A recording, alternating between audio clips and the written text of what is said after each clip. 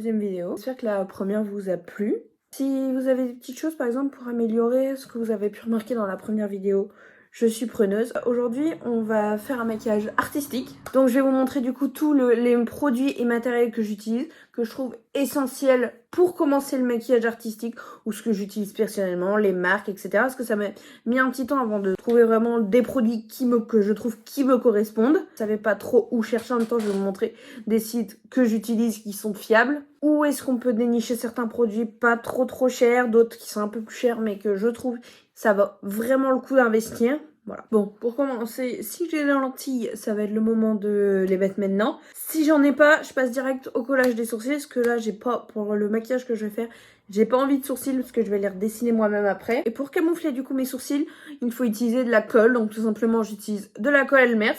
Je trouve que c'est la meilleure. J'ai testé toutes les colles, hein. J'ai testé la Prit, j'ai testé la UU. Ça se fait, ça peut marcher si vous avez que ça, mais elle est plus dure en fait à fondre les contours. Je trouve ça fait trop épais sur les sourcils et du coup ça a tendance à faire des peluches. Commencer du coup le cache-sourcils. On commence toujours par dégraisser ses sourcils. Vous prenez, donc moi c'est de l'alcool isopropylique, mais l'alcool à 70 classique fonctionne également. Il faut vraiment un truc pour dégraisser et nettoyer vos sourcils. Sinon en fait les sourcils ne vont pas adhérer à la peau et bah ils vont se redécoller par la suite au fur et à mesure du maquillage et c'est vraiment relou. Pour commencer, je vais en fait appliquer la colle à rebrousse-poil. Ici, je vais faire des va-et-vient. Peigner avec donc la brosse. Donc moi, j'utilise une brosse en métal. Je trouve que ça attrape vraiment tout le poil. Et je vais vraiment les tirer vers le haut. On va attendre qu'elles deviennent vraiment transparentes. On va ensuite refaire la même étape, mais cette fois-ci en posant la colle dans le sens du poil. Ensuite, on prend du talc. On peut prendre de la poudre libre aussi, mais honnêtement, franchement, ça coûte beaucoup moins cher qu'une poudrerie. Je prends ma houppette et je viens vraiment presser. Presse bien pour vraiment que la colle soit imprégnée de poudre et que ça ne bouge plus. Pour nettoyer les contours et pour éviter justement d'avoir une démarcation avec de la colle ou quoi, pour que ce soit vraiment lisse. On prend un petit coton, mettre avec de l'eau micellaire ou de l'alcool. Nettoyer les bords. Ah, on est belle hein, comme ça. Je vais vous montrer ma photo d'inspiration de Kaïs Makeup.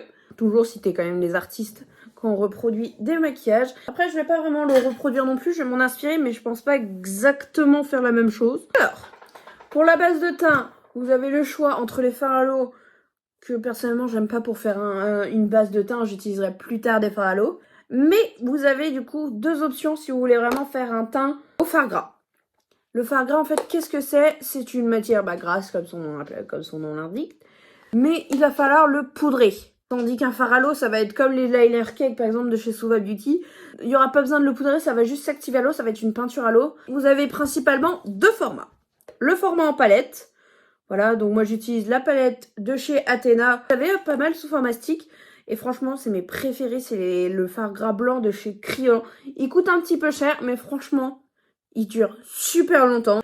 Je trouve que c'est le plus couvrant. Il fait quand même un rendu super lisse et très fin sur la peau tout en apportant quand même le bon couvrant. Et il masque tout. Il masque tout et il ne bouge plus après. Pour l'appliquer, personnellement, je la prélève aux spatules que je vais chauffer sur la main. J'utilise une petite spatule en métal.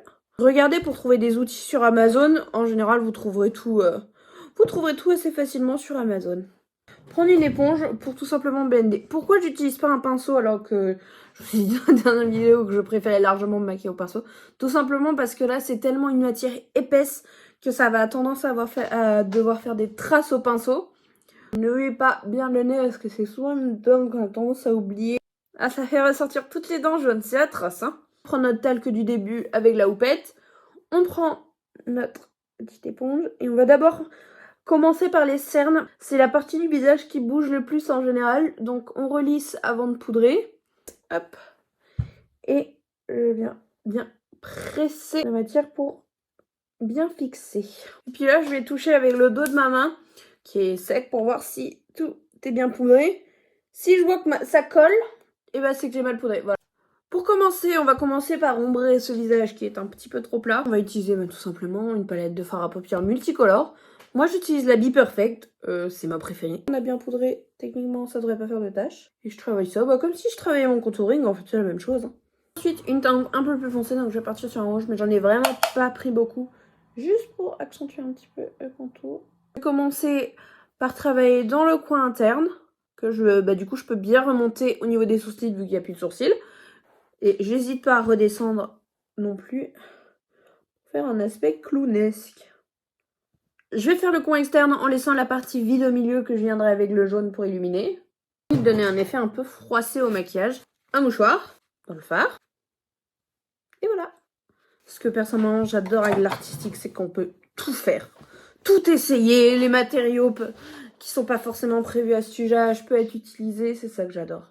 Ensuite, on va mettre un petit peu de jaune au coin interne, là où on n'a pas mis du coup le fard. Une fois que vous avez terminé au niveau des poudres, je vais utiliser du fard à l'eau. J'utilise beaucoup de marques, j'utilise pas mal de Snazaru, trouvable sur Amazon. Diamond FX, j'avoue que ça fait pas longtemps que je les utilise et franchement ils sont vraiment bien. Sur les sites Couleur du Vent, qui fait toutes les marques, Meron, Diamond FX...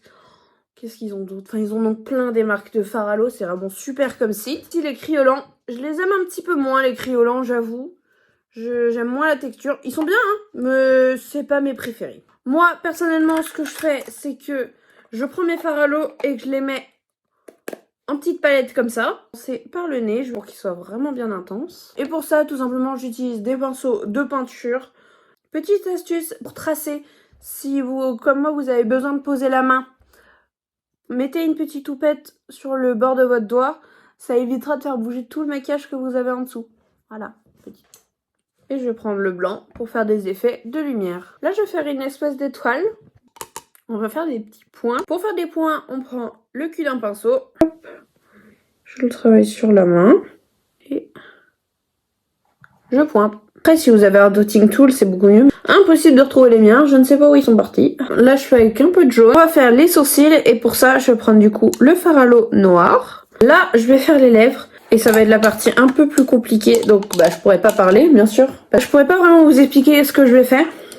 Au final, vous pouvez voir que j'ai refait les joues. Mais je vais poser les fossiles et puis on se retrouve plus tard.